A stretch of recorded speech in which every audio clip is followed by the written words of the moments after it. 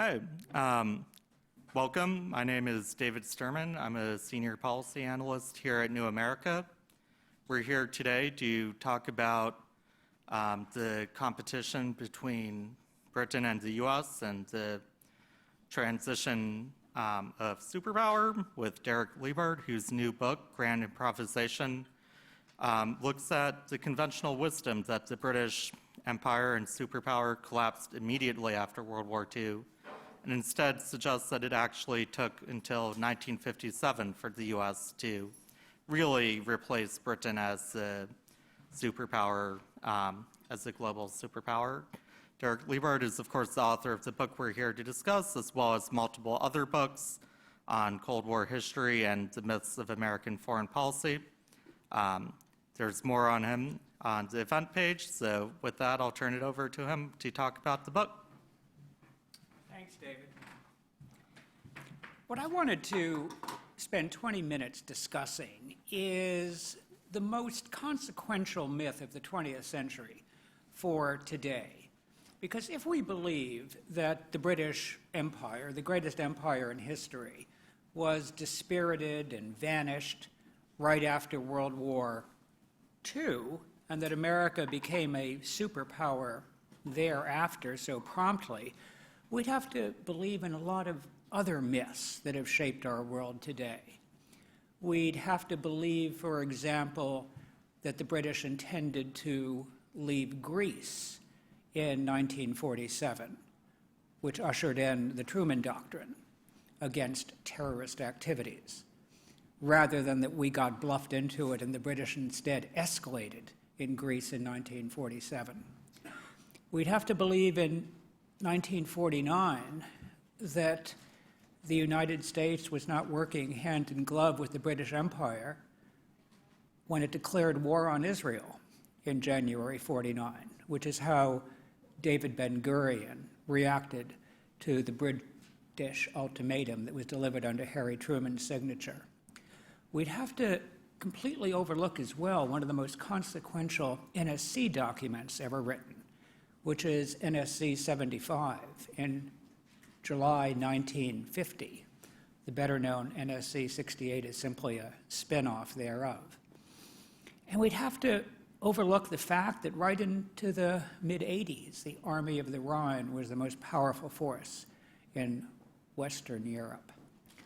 And ultimately, we'd have to look, or we'd have to forget about, as it has indeed been forgotten about, what Eisenhower, Vice President Nixon, and Secretary of State Dulles asserted by the beginning of 1957 as America's Declaration of Independence, in their words, the Declaration of Independence from British authority in foreign affairs. And thereafter, the U.S. determinedly asserted itself far more, and as Richard Nixon recalled, from there on, the United States took over the leadership of the West.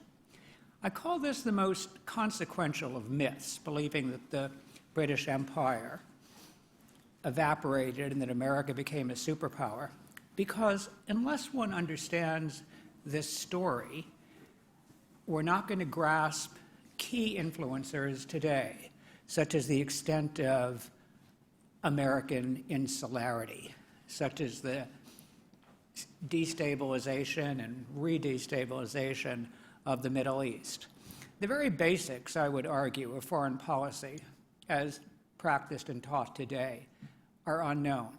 We have no understanding of who was making foreign policy decisively in the Truman administration. We have no understanding of the American involvement in Vietnam, for instance. We have no understanding of U.S. policy toward Israel and Palestine as it was then established. So there are these enormous gaps, and I'd like to spend a little while going over these gaps and myths. The reason that I became interested in the subject is because I see U.S. foreign and defense policy as endless improvisation. Americans don't do strategy. We didn't do strategy then. We don't do strategy now. We've certainly never done anything like grand strategy.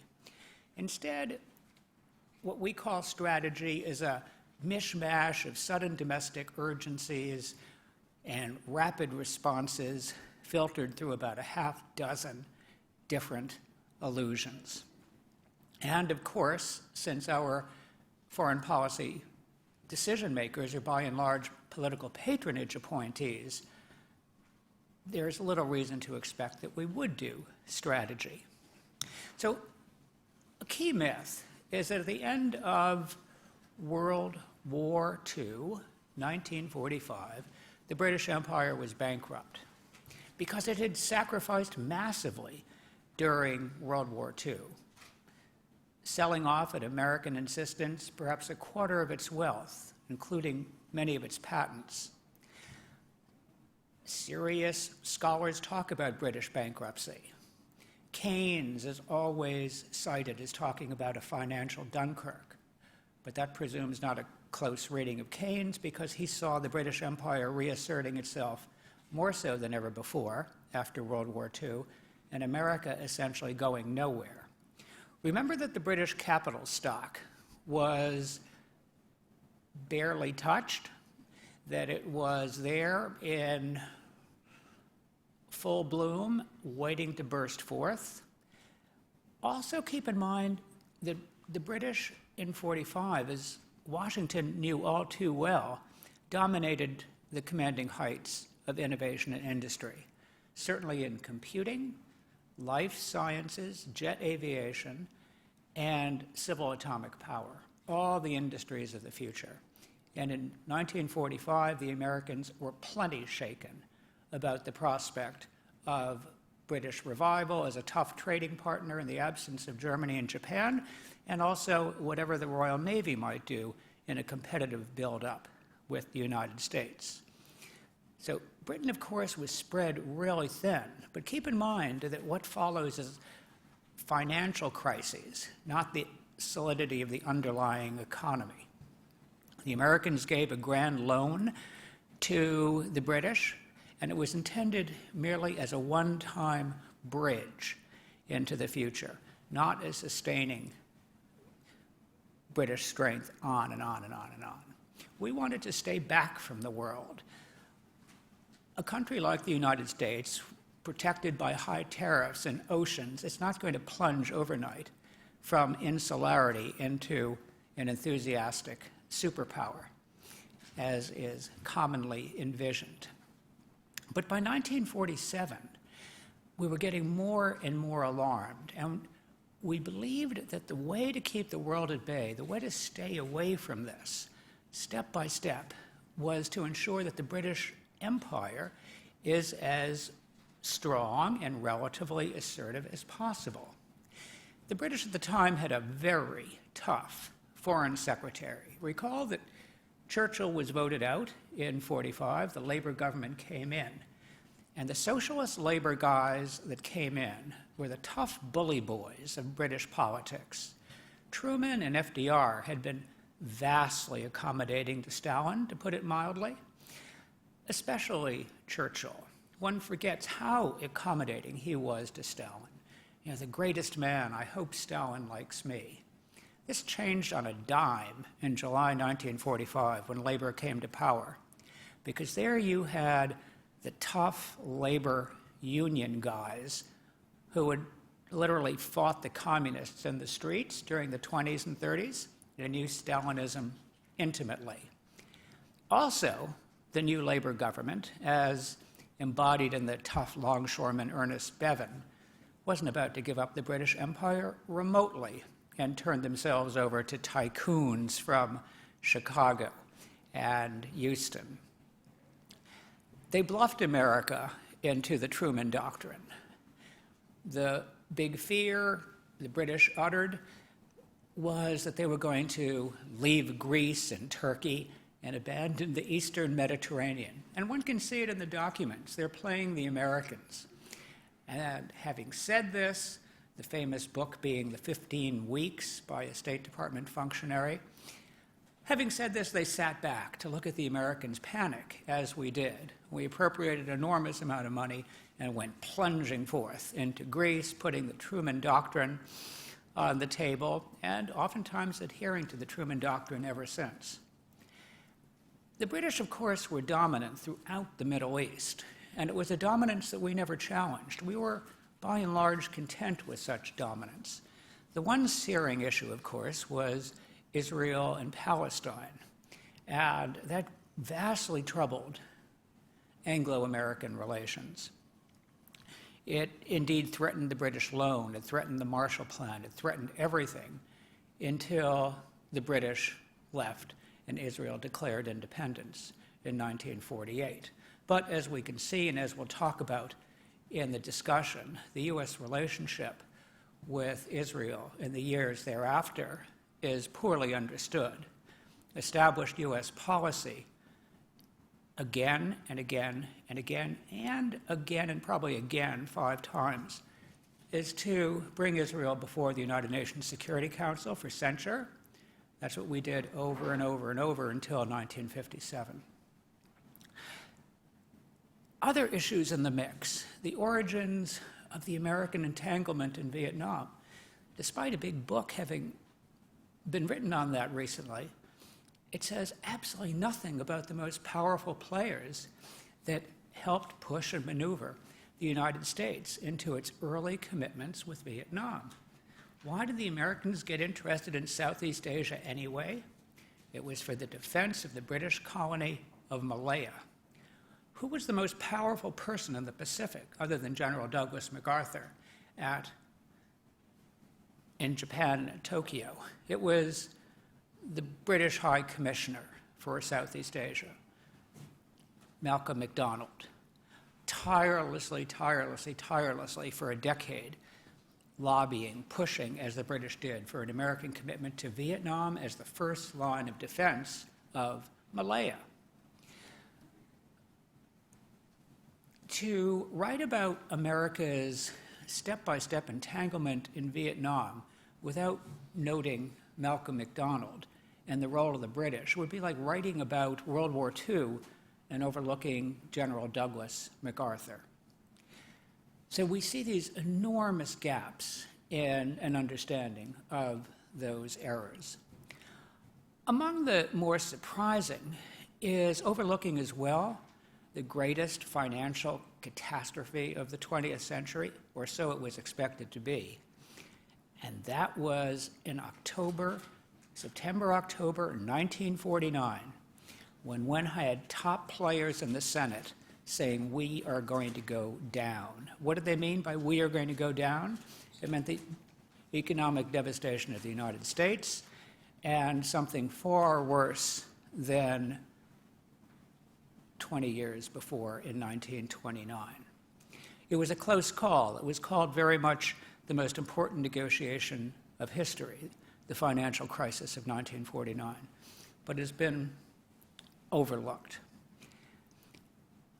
What that enormous financial crisis did, what the morass of policy in Southeast Asia and in the Middle East by 1949 did, was compel one of the most exhaustive National Security Council studies ever conducted.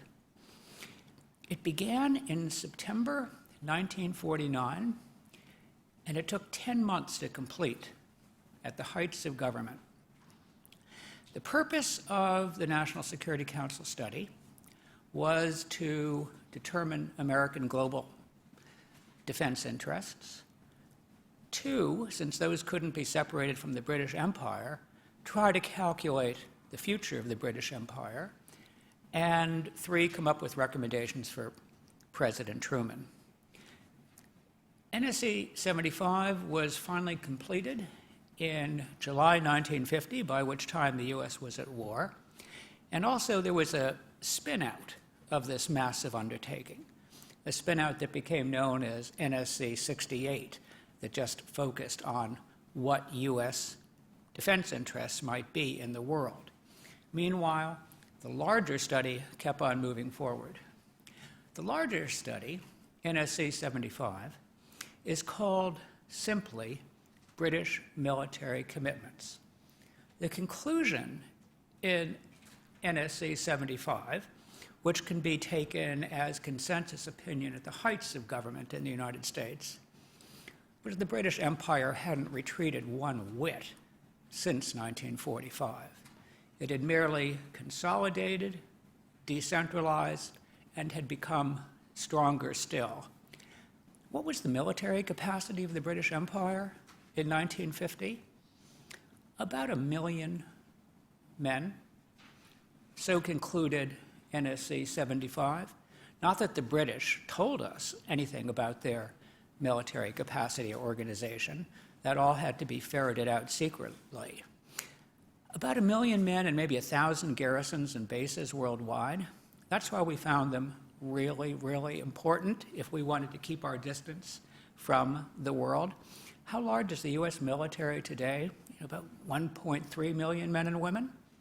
So imagine a military force of nearly 1 million, not even counting what's in reserves in the colonies. And think about that in a world of only 2.5 billion people. To be sure, the U.S. military at that time was very large too, and our naval forces, at least in the Pacific, were unrivaled. But we didn't have jet aviation. We had to depend on jet aviation on the British. We had to license from them jet bombers. They were the only power that had jet bombers. Most of all, and this is entirely overlooked in NSC 68, a glaring, glaring gap. We could not retaliate against Soviet Russia without British cooperation because the bases, the bomber bases that could reach out and strike Soviet Russia were all in Oxfordshire. There were many other reasons why the bases in Western Germany wouldn't suffice. There weren't simply enough B-36s yet to have a longer reach. So we were dependent on the British Empire, even to strike Russia. Now, there's been a recent biography of Churchill. And Churchill, of course, is a fascinating character that plays throughout these dozen years.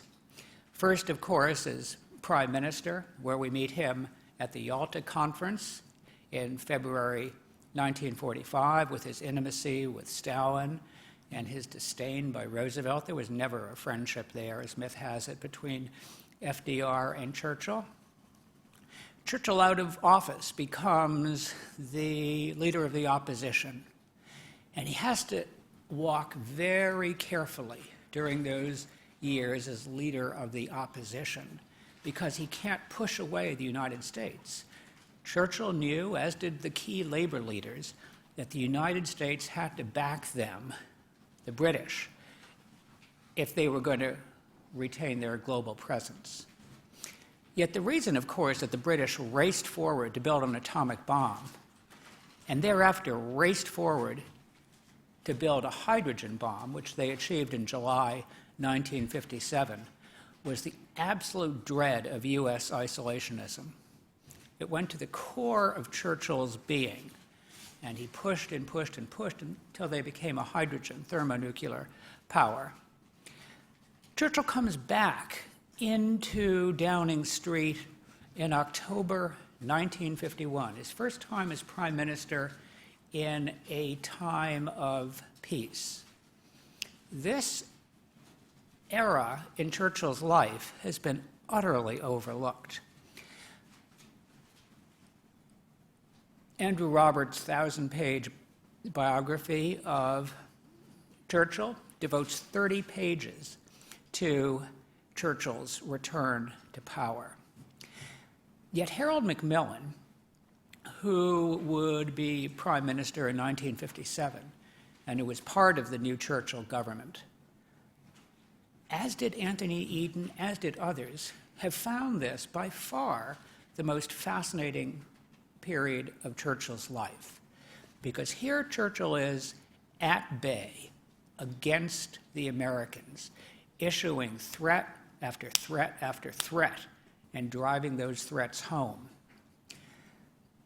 Indeed, Macmillan sees Churchill's second time at Downing Street as by far the most eloquent part of Churchill's life, the most riveting speeches, as in February 1952 on the death of George VII, or on May 11th, 1953, when the Americans had the temerity to send a Secretary of State to Cairo, to the Middle East for the first time, and Churchill stood before Parliament at the exact moment that Secretary of State John Foster Dulles was landing in Cairo and disclosed previously secret conversations with the Americans. For once in Churchill's life, unlike World War II, he had the freedom of maneuver to push back against the Americans, to threaten the American bases in Oxfordshire, to threaten a pullout of what British forces there were in Korea, and to be very, very testy indeed toward any question of a united Europe, which, remember, united Europe was critical to American foreign policy. It was a condition on which the Europeans got Marshall Plan aid.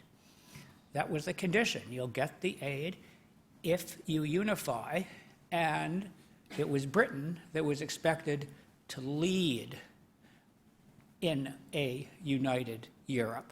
And right away, using the documents at the time, sabotaged and sabotaged and sabotaged U.S. hopes for a united Europe. I remarked in my opening comments that we have no idea even who was making policy in the Truman administration.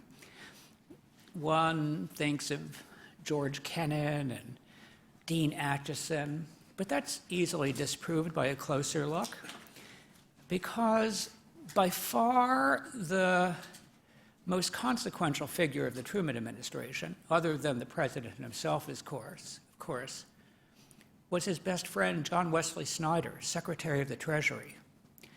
It was the Secretary of the Treasury who was responsible for the Marshall Plan, for hiring Dean Acheson over Truman's objections.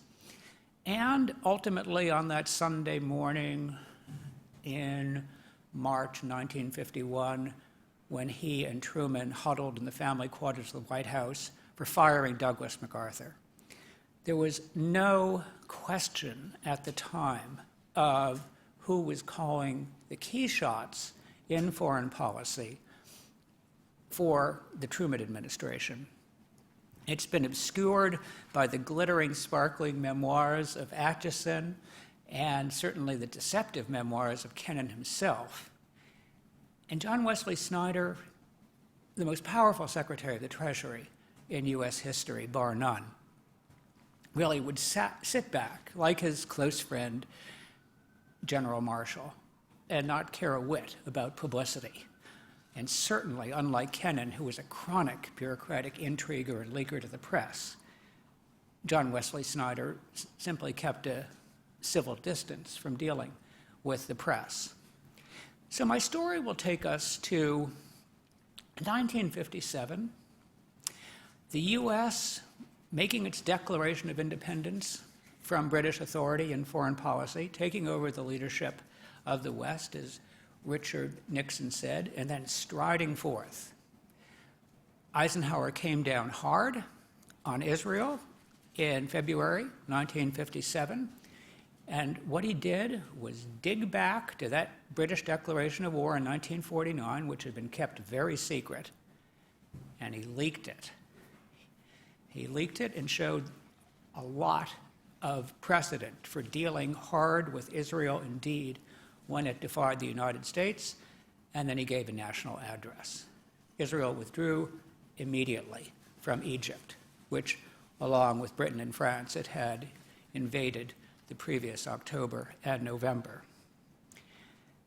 The most searing event in American life was not Pearl Harbor, it was not 9/11, It was Sputnik in October 1957. Nothing has shocked the nation more because we felt we lay exposed to being irradiated by the Soviet Union. We had no comparable ICBM, let alone an ability to shoot a satellite into space. Our ICBM attempts had blown up on the launching pad. Americans were more shocked by that than at any time by anything in our history.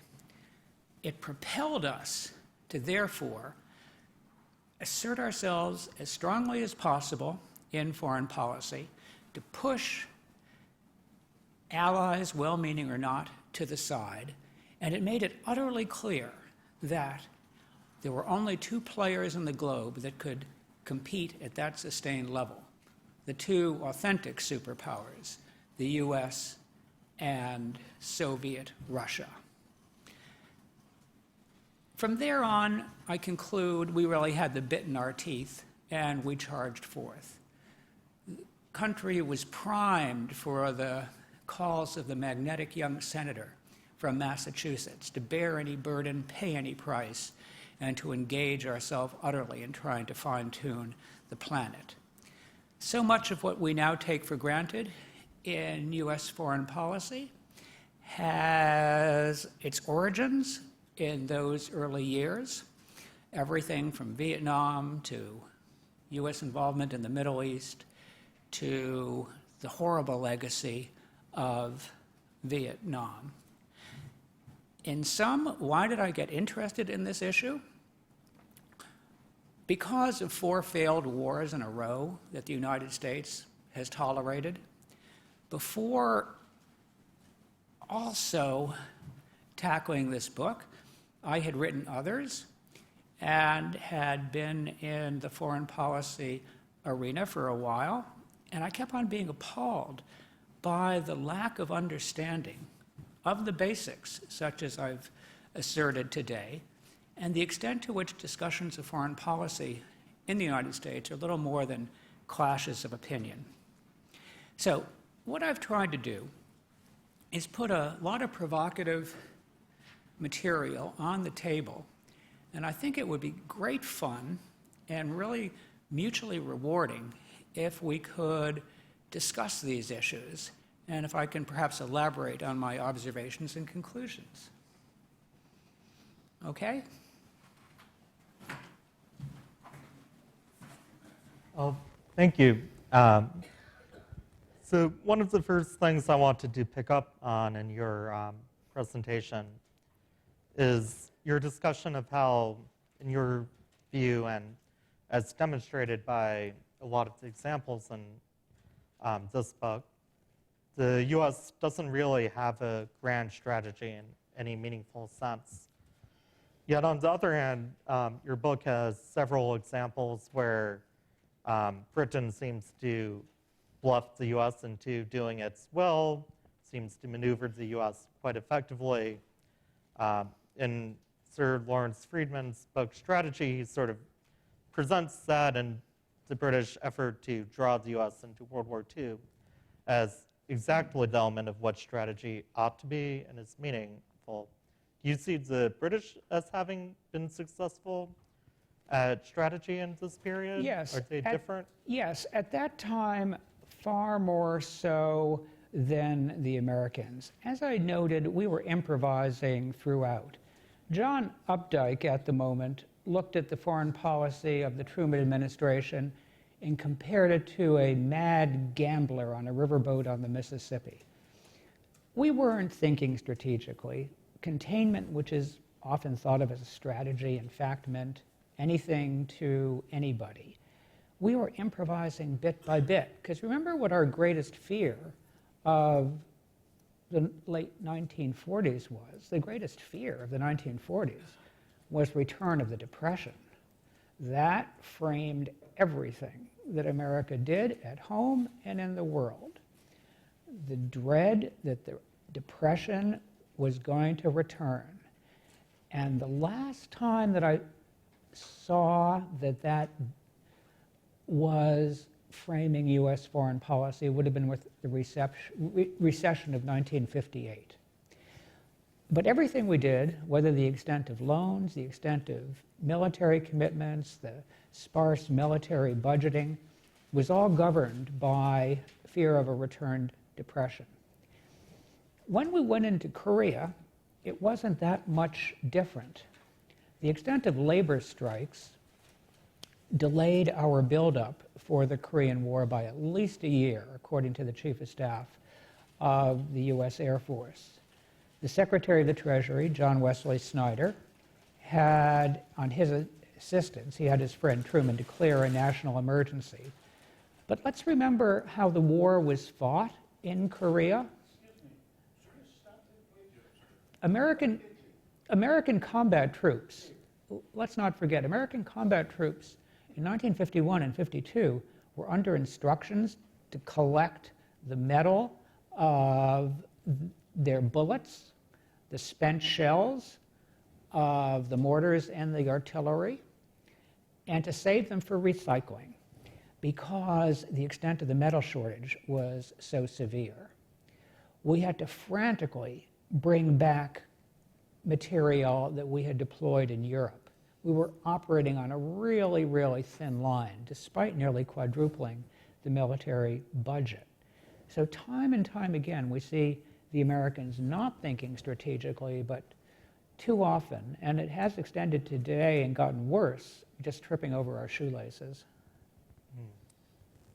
So another issue that I think is really raised by your book is this question of was the U.S. sort of inevitably going to pick up the superpower role? And the sort of debate is over, do we misplace the date of when the British collapses? Or can you envision a world in which the U.S. did not replace the British Empire? Well, let's look at the conclusions of NSC 75 in 1950. Let's also recall that Eisenhower, and nobody at the time, used the word superpower. It wasn't part of the jargon. As you may know, the term originated in 1944 to describe the one superpower. Superpower has a specific definition. It means global deployment, network of global alliances, the ability to project force anywhere, most any time, and a tentacular intelligence apparatus. In 1945 and after 1946 for sure, there was only one power that fit that definition. That was the British Empire. The Soviet Union, of course, was the greatest unitary land power in history, and the Red Army was the strongest army that ever existed, but it was very much a land power. The U.S. was the greatest industrial state and had an atomic monopoly, but it had minimal force projection after 46, 47, after the Great Demobilization. The British didn't demobilize as fast as the other two big powers, which is why NSC 75 could calculate roughly 1 million men globally deployed. Because we saw the British Empire not as this little island in the North Sea, but we saw it as everything woven together. And an obvious question, David, and maybe this is about to be asked by somebody, is, well, gosh, with the loss of what was called the Indian Empire in August 1947, wouldn't that have eviscerated what we thought of as the British Empire and Commonwealth? No, quite the contrary. The way the British framed that is now within their financial and military alliance structure was the largest Muslim nation in the world, Pakistan, and the world's largest democracy. And this, in their view, as it was so well asserted by their superb foreign office, made the British Empire and Commonwealth all the stronger than ever before. Recall that when Truman returned to office in October 1951, it was with the explicit intention of contesting leadership of the West with the United States. As Harold Macmillan and Anthony Eden expected, there were ways that the British could surpass the United States in world power. So, was the American role inevitable? With the end of the British Empire, with the enormous industrial muscle of the United States, and especially by 1954-55, when we finally got jet aviation, jet bombers, then we very explicitly were able to project power. We did believe it was going to be far simpler than it turned out to be. And then we indeed believed we could project power anywhere, that we too had a tentacular intelligence apparatus, that we too now, finally, only in the late 50s, finally had a global network of alliances. That's how it came about, and inevitable or not, without the British Empire there as a buffer, yes, we enthusiastically jumped right into the world, and that magnetic young senator, John Kennedy, with Bear Any Burden, Pay Any Price, gave an inaugural address in which nothing was mentioned about domestic affairs. It was entirely foreign policy and all the excitements that go along with it, and that's what's brought us to our current day. So there's a debate in sort of the terrorism studies literature about whether or not terrorism as sort of the specific targeting of civilians is a strategy that actually has a record of victory. And a lot of cases are cited from this period of decolonization that quite a bit overlaps with the period of your study. Mm-hmm. I'm wondering so a lot of people dismiss some of the decolonization cases as unique because the empires had just collapsed. They had been destroyed by the aftermath of World War II.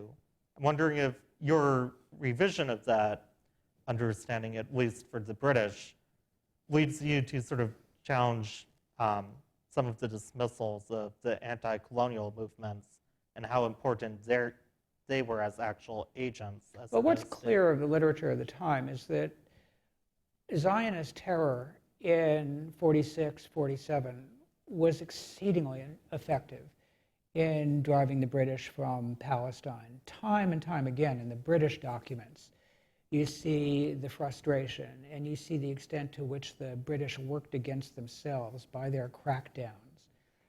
And there is Exhibit A of Churchill, Ernest Bevin. We're sick of this, throw it to the Americans, let them resolve it. Then one has Israel's Declaration of Independence, war with the Arab states. Israel comes out on top. But let's look at the terrorism that came thereafter. Terrorism, counterterrorism. The Palestinians are kept under a brutal military rule until 1966. And terrorism gets to be used really loosely. We went into Greece, the Truman Doctrine, to oppose terrorism and terrorist activities, not communism, not Russia. Mao in 53 brought terrorism to the fore yet again. This is the first involvement of the CIA in Africa, which kept very close tabs on the British and our covert activities there. Terrorism, we called it again, so did the British in Malaysia. So time and time again, terrorism, and you know this, gets defined by whoever happens to be on top at the moment. So before we turn it over to the audience for questions, you've talked a lot, and a lot of the book is about the Middle East. One thing that I found was interesting in the book is this discussion of this competition in Latin America, which is somewhere where a lot of people wouldn't really think of the British Empire as active or having a meaningful role. You've talked a bit about that, and in particular, you had a section on Guatemala, which, of course, during the Eisenhower administration, becomes sort of central to at least one story of the CIA. The definition of a superpower, remember, is that it is everywhere. And again, there was only one global power, one power of any sort that fit that definition, the British Empire. And that went on and on and on. And the British were very forthright about their presence in Latin America, certainly in British Guiana, and also in asserting rights in the Falklands. And the involvement that you're referring to, David, Guatemala in 1954, is again pretty well misunderstood. Who was sounding the tocsin the loudest of all? It was Churchill, of course. And he had been doing so for quite a while about communist Guatemala. Even here in Washington, we never went that far to call Guatemala communist. Communist Guatemala had to have its teeth kicked in. Not that the British were going to do it themselves when you could get the Americans to do it, because of land reforming leftist leadership in Guatemala and the hysterical anti-communist cries of George Kennan, Americans got more and more interested in Guatemala, which had long had designs on what is today Belize. And America, Washington, had always supported Guatemala claims to Belize. By 54, there is this coup. The British had been marvelous cheerleaders. Not that we necessarily needed their encouragement, but it helped a lot. And it was done entirely for geopolitical reasons. It didn't have one whit of involvement with United Fruit Company, as myth has it. Why do we know that? Because at the same time that the CIA was doing its blundering plotting to pull off the coup, the Department of Justice was about to lower the hammer on United Fruit and sue them. They were being sued in Bronx Superior Court. They were being sued in federal court over a whole list of malfeasance. And indeed, you have the Attorney General of the time calling John Foster Dulles because he knew that we were launching our overthrow of the Guatemalan left-of-center government at the same time that they were going to take United Fruit to pieces. John Foster Dulles says, go right ahead and do it. Doesn't interest me one bit. So one finds these myths that John Foster Dulles was reacting on behalf of United Fruit that just build up year after year, decade after decade, and indeed shape our understanding of the world today. Also, one other thing your book discusses is this concept of the West and its creation during this period. The concept of the West, of course, is somewhat being debated again today, both due to challenges within the West from the right as well as criticisms from the left. I'm wondering, what's your sort of view of this competition between Britain and the US that doesn't really solidify into a friendly partnership mean for our understanding of what the West means and the emergence of that concept? Yeah, the West was a term that only slowly came into being. There is a belief that some kind of world order got into place after World War II. It didn't. The best minds of the time saw nothing like it, nothing like a world order. At most, it would have cohered in the late 1950s when currencies became convertible and when organizations finally got built up behind the North Atlantic Treaty, the Southeast Asian Treaty, and Middle East Treaty. But for much of this time, what we think of as an international order didn't exist. The United Nations was supposed to be the one other buffer, in addition to the British Empire, to keep America out of the dirty world, but the UN was quickly discredited. US hopes for economic transformation didn't happen at all. The British Empire became more protectionist than ever, didn't convert its currencies. So the term West, which came to mean essentially anyone who opposed communism, soon came to include Japan, the Philippines, etc. What can we draw today, insights about the rise and decline of superpowers? It seems to me that the most compelling insight is not to believe our own misconceptions, to look beyond the illusions that time and time again have guided the United States in the world over the last lifetime. The belief that everybody wants to be like us, the belief in the magic bullets of technology that will make weaponry so effective that wars can be won so easily.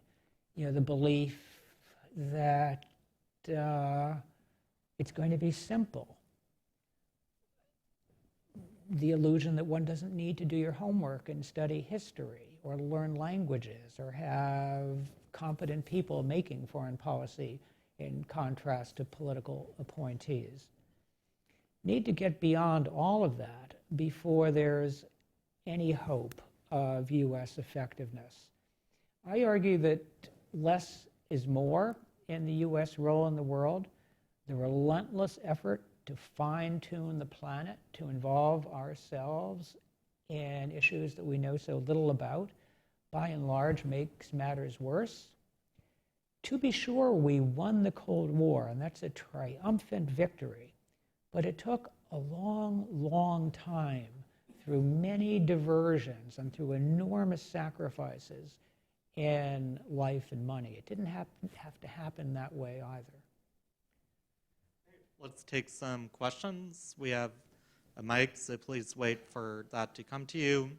When it comes to you, please introduce who you are and any affiliations, and then ask a question. Do we have any? Let's do in the back there. Thank you. Joseph Sala, the ANN Group. A central element of your presentation is NSC 75. And my recollection of reading it is this is the first time it has been seen. My question to you is, why did it take so long for NSC 75 to get into the public realm? Was there an effort to hide the document or just an ignorance of its existence? The latter. I got it declassified. Nobody was trying to hide it. But what I've concluded in the past books that I've written is that there is a shallowness to diplomatic history and to the study of national security that wouldn't be tolerated in other disciplines, such as business or even medicine, healthcare, etc. So no one looks too deep in examining the record, and instead so many academic historians take on face value the writings of Kennan and Atchison and so forth. So when I saw this title in the archives that was still classified, and it said British military commitments, and it said original title was what are the consequences for the United States of the retreat of the British Empire? I thought, that might be worth getting declassified. And then when I looked a little deeper and saw that NSC 68 was a spin-off of this document that when zooming off in Paul Nitz's hands, I thought, well, there's got to be a story here. So I did get it declassified. And what NSC 75 is, it's an exhaustive audit of the British Empire. Financial audit, military audit, region by region, nearly country by country. And that's what led us to the conclusion that the British Empire hadn't retreated one whit, nor was it likely to retreat any time in the foreseeable future. And point three, that the United States could never step in for the British Empire because we didn't have the experience and we didn't know what we were doing. Let's do right next.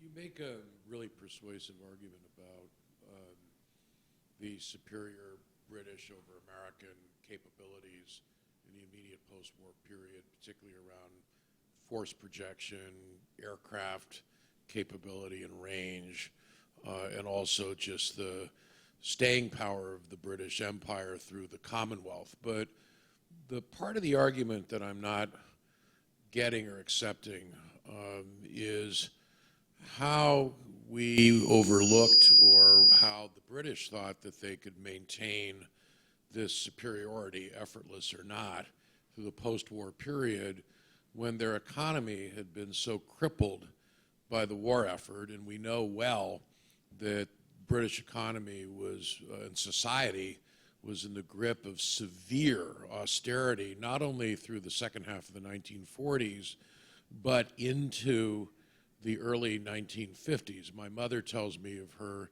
trip to the UK and elsewhere in Europe the summer of 1952 in a cafeteria line asking for milk with her lunch and being told quite archly, we don't have milk yet here back in this country. Everything remains powdered. That's just a personal anecdote from my own family. But we know that the British economy was crippled, and that was one of the solvents, along with nationalist movements in the empire, that led to the dissolution of big pieces of the empire and decolonization. So with, I don't know if economic insolvency is too strong a phrase, but with the British economy in such dire straits, at least as I understand it, in the mid to late 40s, how were they able to perpetuate this power, and how were we to be able to have the perception of their relative power to this extent as you're asserting? You zinged right to the heart of the matter. The absolute depths of the British economy were in 1952, and there were shortages in bread and milk. Nothing like this had happened even during World War II. Churchill was prime minister. He said this was a more terrifying time for him than had been World War II, because Churchill saw himself as utterly cornered. But through that tight austerity, they were able to get out of their scrape in 52. If there's an answer, it's that the Americans and the British always thought that prosperity, a turnaround, was right around the corner for the British. We didn't understand their economic straits at all. We thought there was going to be a rebound. The British kept asserting that, and we had enough information, by and large, to swallow it, that there would be a rebound. We were impressed by their high-tech competency, and we were impressed, perhaps most of all, by their prospects. Africa. Africa was going to substitute for the Indian Empire, both in military manpower and in massive resources. Because remember that the British were leading the world in life sciences, the work of Imperial Chemical, among others. And they were coming up with what the Americans called empire drugs. The empire drugs were able to erase some of the basic diseases that had impeded colonization in Africa, plus create goodwill. So that was one way that the British were going to rebound, through high tech. The fact that their global trading rivals seemed to be dead in the water. Nobody expected Germany and Japan to revive as strongly as they did. So all of this, it was a British delusion. It was one that we certainly were more than happy to bend over backwards agreeing with them. Yeah, great. You be strong and handle Southeast Asia and Africa. You stay dominant in the Middle East, even after Suez, please. We don't want to be in that snake pit. So there was always this hope that the British Empire would become stronger than ever, quote unquote. Other questions? Let's do up front here. If you could use it, we have a live stream. So. You mentioned the declaration of war. Declaration of Independence. Oh, Declaration of War. Yeah, that's David Ben-Gurion. Would you expand about it, please? Sure. I'm a bit confused what it meant. And sure. The Arabs and the Israelis were at war. The Arabs were getting their clock cleaned by December. The Israelis swept into Egypt. Egypt in 1948. So we're talking about the declaration of war, Britain against Israel, right? So Israel goes into Egypt Egypt has a defense alliance with the British. The Israelis go in deeper and deeper. By the end of 48, the British and the Americans had had their fill with Zionist terror, because recall that Count Bernadette, the first UN peacekeeper, was killed that October. And who attended his funeral? It was the US Secretary of State and the British Foreign Secretary. They together lowered the boom. Enough was enough. Britain did not have an ambassador in Israel because it didn't recognize Israel for a year after Declaration of Independence. So the British threat had to be handed to Ben Gurion by the American ambassador. And that threat was given to Ben Gurion on New Year's Eve 1949, at his ranch by the American ambassador under Truman's signature. And Ben Gurion's reaction was, this is a declaration of war from the British Empire. Well, yeah, it was. You've got 48 hours to get out of Egypt. Israel got out within the week, fast. What happened to that episode of history, which remained highly secret? It was kept classified, of course, but it was pulled out of the drawer in February 1957, when Israel again wouldn't get out of Egypt. And Eisenhower then took that issue to the country. So can you talk a bit about, you've described sort of Israel's effect in the Middle East in relationship to this broader competition. It seems that a lot of the states that are now involved in conflicts today, or in the recent past, Israel, Iran, Iraq, were for a while sort of the not powers on their own, but then quickly become sort of replacement client states for Britain and then the US, but also start breaking those ties during this period you talk about. And you talk about that dynamic and the rise of these regional powers and how they play into the British and US visions of what the Middle East would be. Well, the relation with Iran has always been fraught, which is so unfortunate, and it didn't have to be that way. But America in 1951, 52, and certainly 53 was correctly described at the time as simply being the hitman and the gunman for the British, because we embraced democracy in Iran just wholeheartedly in 1950, 51. Mossadegh came here meeting triumphantly in Washington, Philadelphia, New York, time and time again. But the British Empire would put up with none of that. It had the American ambassador, Henry Grady, recalled. Essentially, the British Foreign Office fired the American ambassador. And we were simply doing Britain's dirty work, step by step by step. Now, it didn't have to happen that way. The British knew what would work on the Americans, and they started ringing the klaxon of communism. Unless we get our oil rights with the Anglo-Iranian Oil Company, they're going to go communist. There was another threat, and this came from both the Labour and immediately from the Churchill government. And if anyone thinks that the British Empire was anything but a superpower, look closely at what happened in 1951. There was a record of the late 1940s of the British socialists, Nye Bevan and others, simply wanting to do a preemptive attack on the Soviet Union before it got too strong, but cooler heads prevailed. However, by 1951, they were not shying away from going to war themselves with Soviet Russia. To that end, the largest mobilization of airborne forces, 70,000-man assault force, was put together, ready to go into Iran by the British. They were gathering on Crete. The British had the strongest naval presence in the Mediterranean.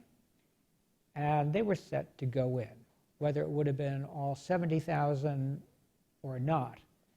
Soviet Russia made it very clear that under the 1923 Friendship Treaty, if Britain went into Iran, Russia would intervene. That had no deterrent effect at all on the British. You can imagine the US reaction. This became one of the most excitable foreign policy issues of the 20th century. In that summer of 1951, when we insisted that the British put on the brakes. As they did, clearly they did not invade Iran. They instead used economic and covert means. What did the British do with that force? Well, then they did the largest airborne operation since World War II. They did a marvelous pivot in the Middle East, and they sent it right to Suez to calm the Egyptian riots about getting rid of British occupation. And they threw about 12,000 airborne commando forces into Suez. They left Iran, as they called it, to stew in its own juice, and they used the Americans as hitmen eventually to overthrow Mossadegh in 1953. Other questions? Thank you. You discussed about how in America this history has been forgotten and replaced by myth. I'm curious if you have a sense if the British have been better about remembering this, or if they too have forgotten this period and replaced it with their own version of a myth. My previous book, Magic and Mayhem, looked at the delusions that have guided U.S. foreign policy for the past lifetime. And yes, every power has its own myths. The Russian myth of always being besieged and beleaguered. The British have plenty of myths, as do the Dutch, for example. That their colonial subjects loved them, and that there was some benefit in the colonization of India and Africa, or that the Foreign Office had unsurpassed wisdom because so many of them were Old Etonians and Oxonians and Fellows of All Souls. So the British got tons of myths. I was doing book talks for the simultaneous publication of this book in England in November. And the British now, look how they're caught on their own myths with Brexit, that they can still be going back to glorious days. Remember that so many of the propelling arguments for Brexit was going to be a special relationship, that they'd have a special relationship with the United States. One found scholars like Andrew Roberts and others making this argument. They still believe that there's some Anglo-Saxon cabal that will make everything right and make things special for the British. Yeah, they're full of myths. Other questions? Yep. Since you did allude, my name is George Pakin. As it happens, I'm doing some volunteer work for the American Committees on Foreign Relations, which I mentioned because I was going to ask if you could talk about the American foreign policy establishment at the time, their attitudes, what role, how significant might they have been in this dependence that we've been talking about prior to 1957? The American foreign policy establishment of those years, 45 to 57, was much different than it is today. One, it was much smaller, of course, but there was a far more prominent role for the American U.S. Foreign Service, professional diplomats. It hadn't gotten to the extent of patronage politics that it is today, when Deputy Assistant Secretaries, office directors, NSC staffers are essentially amateurs. They are political appointees, patronage appointees, and the Foreign Service in the U.S. has been vastly marginalized and shrunk proportionally. So Were these the glory days or not? Probably not.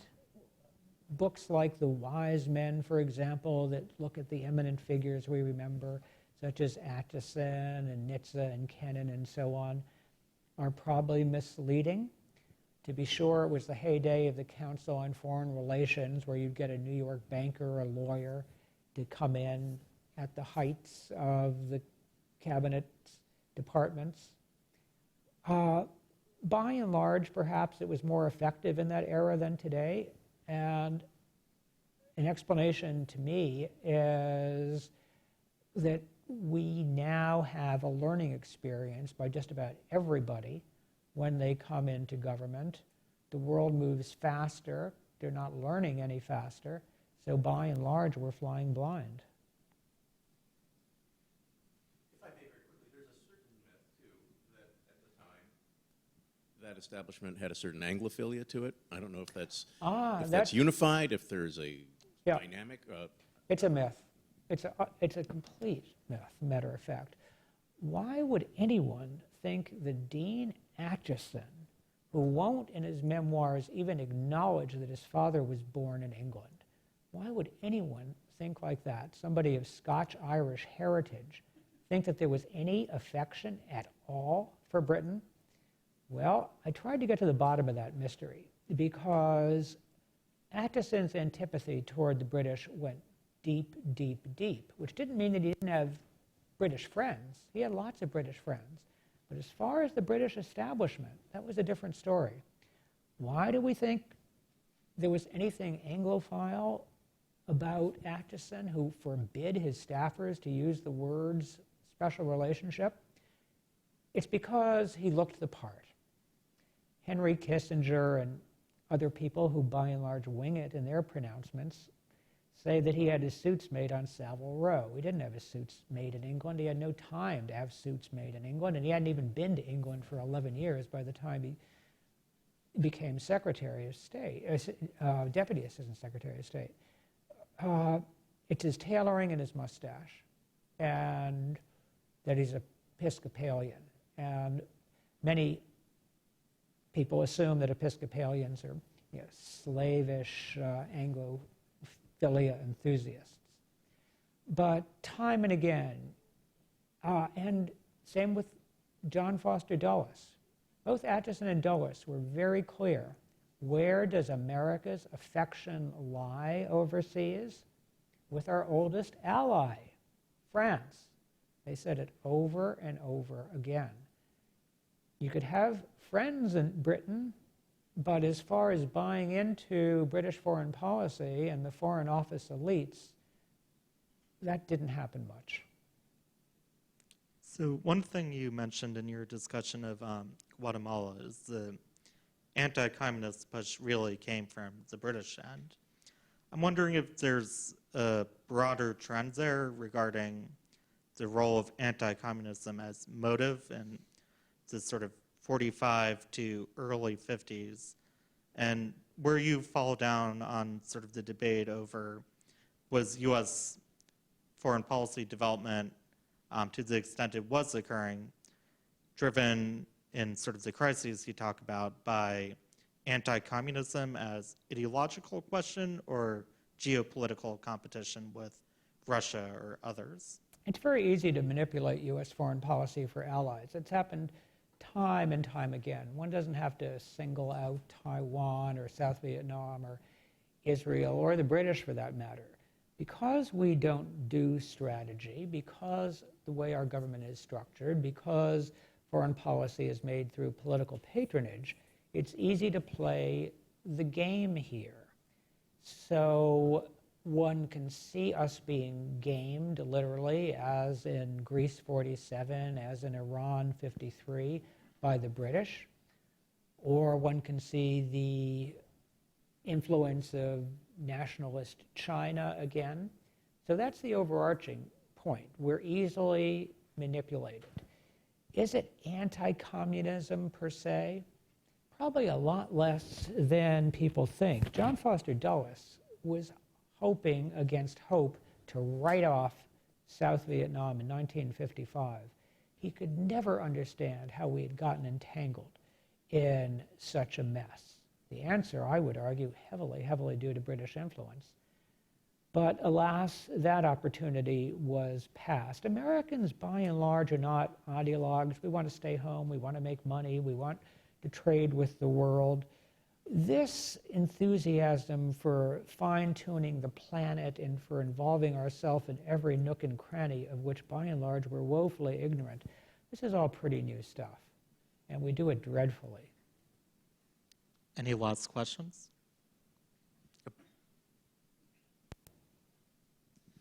So just following up on that point, are there some particular lessons that you would kind of want to see us try to apply today, or is it all still improvisation so that the lessons just don't apply in everyday situations?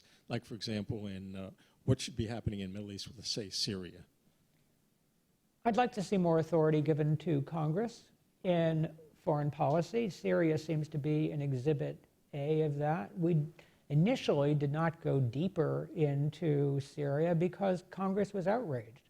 Americans had enough of enoughness after Iraq.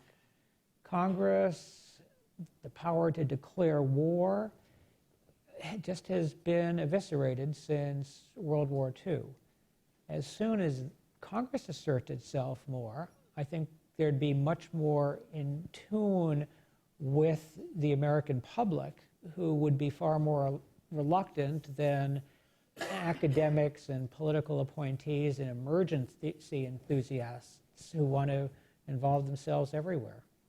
Do you see the 2011 Libya intervention as an analog to Britain pulling the U.S. into doing its work and maintaining its activity, or is it a different dynamic? It would seem to me that in the Middle East, as much as possible, one would want to get allies involved because American policy in the Middle East is radioactive. We've made a habit of upholding vicious dictatorships, decade after decade after decade, Saudi Arabia being a case in point, Egypt being another. We uphold the dictators. We're then taken aback when our dictators, as in Iran, implode. So America in the Middle East is not encouraging and perhaps can be better conducted by allies. Thanks. Well, if we don't have any further questions, do you have any concluding remarks? You sort of addressed a bit what we should take for the current Well, policy. I'm grateful but if there's more for on that. your interest. It's a topic that with informed scholars such as yourself, we could spend days and days debating, and would love to follow up with anyone that's interested. Well, thank you. I highly recommend the book. There's a lot in there we didn't even get to. We have it for sale outside, and I think you'd be willing to stick around and sign copies for anyone who does. I'd be honored. Thank you. Thank you.